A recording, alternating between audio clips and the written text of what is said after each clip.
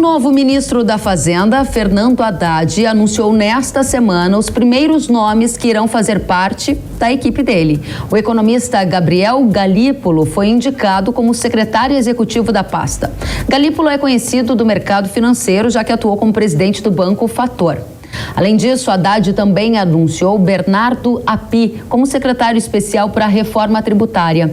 Api, que é mentor da principal proposta de reforma tributária em tramitação no Congresso, que cria aquele imposto sobre valor agregado, o IVA, em substituição a 5 tributos federais, estaduais e municipais. Vai lembrar que o tema reforma tributária será uma das prioridades do governo Lula. Durante coletiva nesta semana, Fernando Haddad voltou a falar que vai reavaliar a situação das receitas públicas assim que assumir o ministério e não descartou uma elevação na carga tributária do país, o que pode ser feito por meio de corte de subsídios. Para analisar estes e outros temas, nós vamos receber Cristiano Noronha, ele que é vice-presidente da Arco Advice. Cristiano, seja bem-vindo ao Hora H do Agro. Um prazer estar aqui com vocês, Kelly. Da mesma maneira. Cristiano, diga pra gente qual vai ser a principal marca de Haddad na economia. Bom, Kelly, o Haddad assume com um desafio muito grande.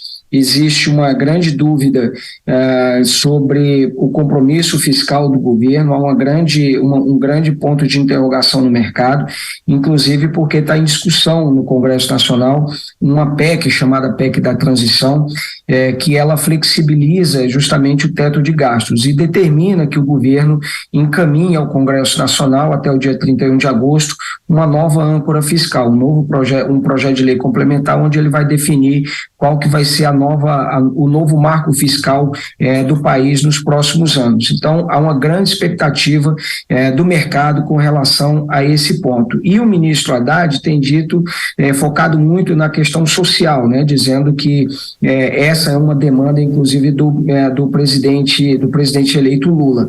Mas é justamente aí que reside uma grande dúvida do mercado, porque o mercado não acha incompatível você ter uma regra fiscal clara, que dê previsibilidade nas contas públicas e também políticas sociais consistentes. Mas, aparentemente, o que a gente vê no governo eleito é uma certa diferença ou divergência com relação a essas duas políticas. Interessante. Eu quero aqui trazer esse aspecto que você está chamando a atenção sobre o risco de credibilidade fiscal numa gestão de Haddad em função de um governo eleito do PT que já sinaliza para a intenção de ampliar gastos. E a minha intenção aqui é com você, Cristiano, a gente conectar isso ainda mais com a vida prática da nossa audiência, seja a audiência mais urbana da Jovem Pan, seja a audiência do agro. Objetivamente, se o governo se mostrar mais gastador, a gente está vendo propostas de aumento no número de ministérios. E se esse governo pecar na credibilidade fiscal, a gente vai ter aumento da dívida, aumento de juros, inflação. Como é que você percebe esses indicadores macroeconômicos impactando no bem-estar social na economia brasileira a partir de 23? Já dá para prever? Olha, Kelly, a gente já vê o seguinte, como há uma certa incerteza em relação a que política fiscal seguir, qual vai ser o tratamento que o governo dará, por exemplo, às estatais, né? Agora mesmo, há pouco tempo, a Câmara aprovou um projeto de lei permitindo indicações políticas para as estatais. No Senado, esse projeto de lei está encontrando dificuldade de avançar. Mas justamente por conta dessa dúvida do mercado em relação à questão fiscal, os juros futuros ele já está rodando ali a casa dos 14%, 15%. Isso é uma sinalização muito ruim, porque isso já é o juro que o mercado começa a cobrar do governo. Ora, se o governo tem que pagar mais juro, isso significa, inclusive, você ter que destinar mais recurso público para pagar juro.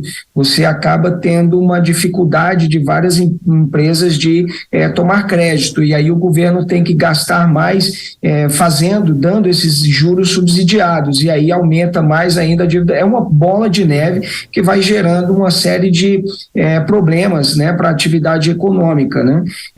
Na gestão do ex-presidente Michel Temer, uma série de ajustes foram feitos relevantes, como, por exemplo, a questão da mudança da TJLP, tornando ali os juros concedidos pelo BNDES uns juros mais próximos do que são praticados pelo mercado, por exemplo, né? E o governo, a gente vê alguma discussão, por exemplo, na equipe de transição, em mudar isso também. Então, existe uma grande dúvida no mercado quais serão essas políticas em relação à política fiscal, em relação a mudanças de marcos regulatórios relevantes, como esse que eu mencionei da TLP. Então, acaba sendo uma coisa que você dá com uma mão, mas acaba tirando com a outra, né? Importantíssimo que você explique isso para a nossa audiência, porque esses fatos estão acontecendo e a gente está aqui analisando e conectando com a vida prática de todos que nos assistem. Eu volto com você, Cristiano, em um segundo, porque eu vou conectar com o que você acabou de nos dizer sobre a lei das estatais.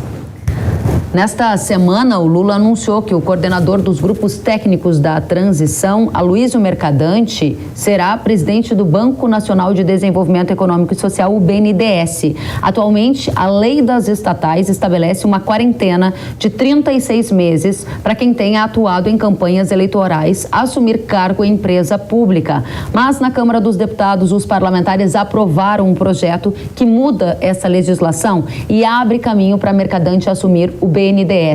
O texto, que agora vai ser analisado pelo Senado, reduz a quarentena para 30 dias. Cristiano, você já havia mencionado a lei das estatais. Esta realmente foi uma condição que eu diria um banho de água fria para quem acreditava talvez num Lula mais centrista. A minha pergunta é: os sinais que a gente tem observado é de um Lula mais à esquerda, trazendo de volta figuras políticas para o comando de estatais. Há uma preocupação de que aquela história do Tesouro financiar campeões nacionais com taxas de juros subsidiadas volte a acontecer. Você acredita que a gente vai rever esse filme? Eu acho que não exatamente como a gente viu no passado, né? Mas também não há uma certa clareza sobre qual que será essa política que o BNDES vai adotar, né? Se existe uma intenção, por exemplo, do BNDES ajudar pequenas e médias empresas, né? Se for uma política como essa, é importante você ter um banco para fomentar, para fomentar essa atividade das micro e pequenas empresas, porque a economia brasileira é muito amparada nas micro e pequenas empresas, né? Não para financiar juros subsidiado grandes empresas, né? Então, mas ainda não há clareza exatamente em que direção o BNDES vai seguir. Eu não acredito necessariamente que a gente vai ver uma repetição na íntegra do que a gente viu no passado e torço fortemente para que isso não aconteça, né? Agora, essa mudança na lei das estatais, ela gera uma preocupação também sobre até mesmo a qualidade de determinadas decisões das estatais. Então, a gente está vendo aí que várias empresas, começou isso na gestão Temer, elas recuperaram muito o seu foco gerencial, aumentaram muito sua eficiência. A Petrobras fez muito isso, né? Acabou aumentando muito o valor de mercado, os resultados das empresas acabaram melhorando de forma significativa, e justamente a partir dessas mudanças na legislação, na nomeação de estatais que a gente viu, o preço das empresas caiu drasticamente. Eu vi uma conta de que o valor, por exemplo, da Petrobras de outubro para cá caiu o equivalente a um Ambev. A perda é muito forte, a perda é um impacto muito grande, né? Então, se você quer fortalecer as estatais como um patrimônio, vamos dizer assim, do povo brasileiro, é importante também que você tenha essas gestões eficientes, né? E essas nomeações bastante equilibradas, sem interferência política. Você falou sobre BNDES e indicou algumas questões sobre Petrobras, inclusive a perda de valor da companhia recentemente. Nesta semana aconteceram algumas especulações, a nossa audiência preste atenção no que eu estou dizendo, estou falando sobre especulações, não foi uma apuração que eu, Kellen, fiz ou que vi aqui na nossa emissora Jovem Pan, mas de que a Dilma poderia assumir a Petrobras. Você ouviu algo nesta direção? Você acha que a gente pode ter novamente congelamento de preço de combustível sendo adotado no Brasil, Cristiano? Ali, eu não acredito. Ouvi isso também mais como rumor, né? Como boato no mercado, e o mercado ele acaba alimentando muito esse tipo de debate. Acontece também no mercado muitas especulações Para algumas pessoas isso é interessante plantar esse tipo de notícia, porque isso também faz preço, né, no mercado, mas eu não vi nenhuma movimentação consistente que confirme essa indicação, né. A Petrobras, ela nos últimos meses, ela tem tido um comportamento, dado reajustes mais espaçados dos combustíveis, né. Acredito que isso deva permanecer.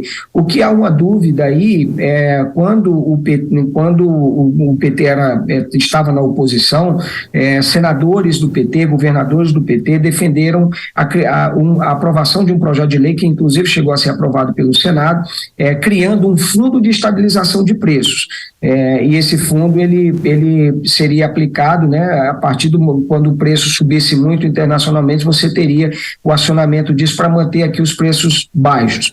Então, há uma possibilidade, eventualmente, na próxima gestão, a partir de fevereiro, quando o Congresso também tomar posse, de eventualmente alguma iniciativa como essa ser discutida também pelo Congresso Nacional, a criação de um fundo para estabilizar o preço dos combustíveis no país. Só para deixar bastante claro, porque a nossa audiência do setor de etanol, por exemplo, o setor de cana, está muito atenta a qualquer noticiário que indique algum tipo de congelamento no preço dos combustíveis, porque na era Dilma isso afetou drasticamente o resultado das indústrias e também do setor canavieiro.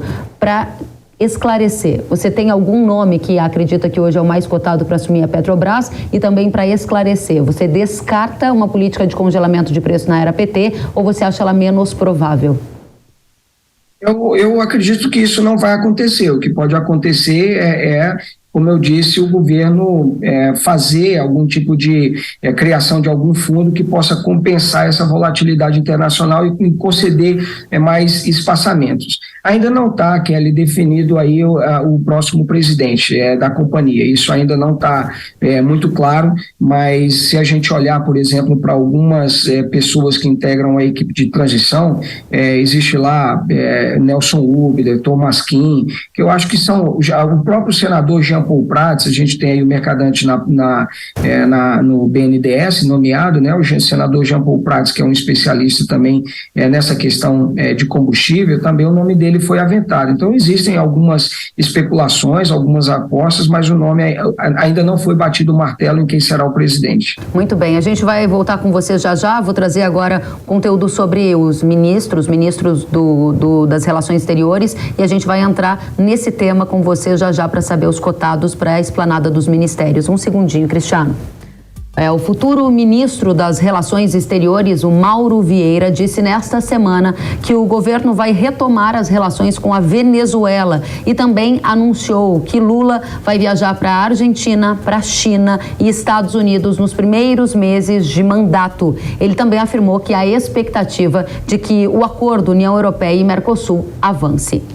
Esse é o tema da nossa conversa agora com você, Cristiano. Diga pra gente, o ministro das Relações Exteriores vai voltar a aproximar o Brasil aqui com os países das Américas? Ele vai fazer algum tipo de sinalização para o mercado externo a fim de que o acordo Mercosul-União Europeia efetivamente ocorra? O que você enxerga dessa gestão que vem por aí?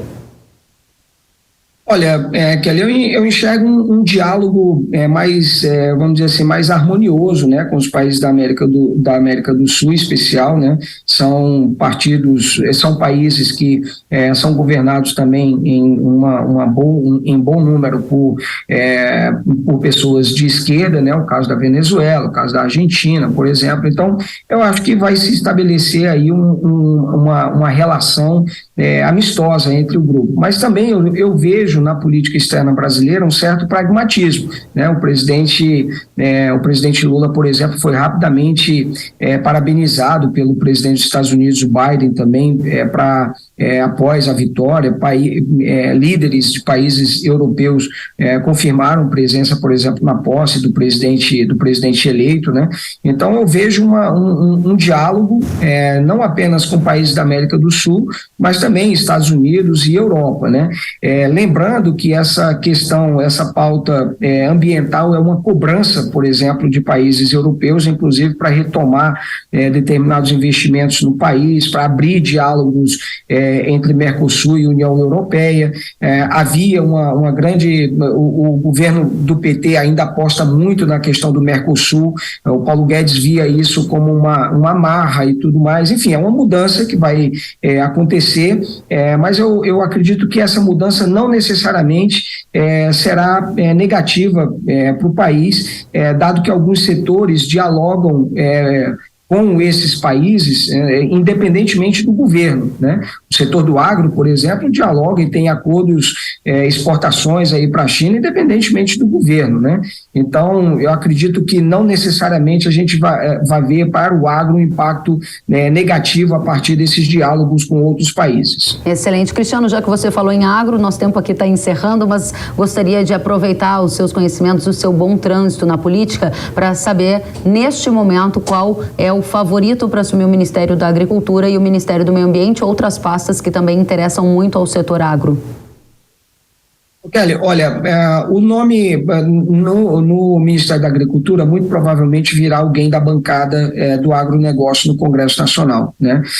Fávaro, Nery Geller, são alguns nomes que a gente tem ouvido, né? Mas isso ainda depende de negociações políticas, há acordos ainda que estão acontecendo e o nome ainda não foi batido o martelo. A ex-senadora e ex-candidata também a presidente da República, Marina Silva, deve ter um papel importante na questão do meio ambiente, não necessariamente na pasta do meio ambiente, mas ela vai ter uma participação importante. Inclusive, Kelly, em janeiro acontece o Fórum de Davos e o governo deve mandar como representantes, devem ir lá para manter diálogos com a comunidade internacional, tanto o Fernando Haddad, do Ministério da Economia, quanto também Marina Silva, para falar dessa questão do meio ambiente. Cristiano Noronha, vice-presidente da Arco Advice, muito obrigada por estar conosco aqui na Jovem Pan News, no Hora H do Agro. Volte sempre, é muito bem-vindo. Um prazer estar aqui com vocês, obrigado pelo convite, Kelly. Imagina, volte sempre, até a próxima.